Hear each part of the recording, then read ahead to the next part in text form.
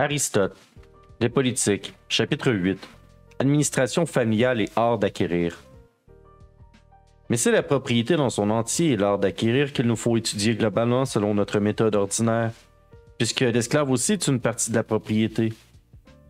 En premier lieu, se pose donc la question suivante. L'art d'acquérir est-il identique à l'administration familiale? Ou en est-il une partie? Ou lui est-il subordonné? Et si lui est subordonné, est-ce comme l'art de faire des navettes, l'est à l'art du tisserand, ou comme l'art du fondeur à l'est, celui du statuaire? Car dans ces deux cas, le premier art n'est pas subordonné à la première manière. L'un fournit les instruments et l'autre la matière. J'appelle matière le substrat à partir duquel une œuvre est déterminée et menée à bien. Par exemple, pour le tisserand, la laine, pour le statuaire, l'airain.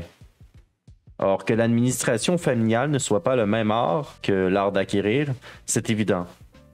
Car le rôle de celui-ci est de procurer des biens et le rôle de celle-là de s'en servir. Quel art, en effet, utilisera les biens dans l'intérêt de la famille si ce n'est de l'administration familiale?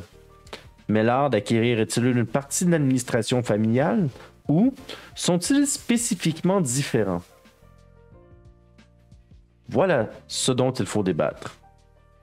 S'il appartient en effet à celui qui les acquiert de savoir d'où viennent les biens et la propriété, et que la propriété, tout comme la richesse, comprend de nombreuses parties, il faut alors demander d'abord si l'agriculture est une partie de l'art d'acquérir ou si elle diffère génétiquement.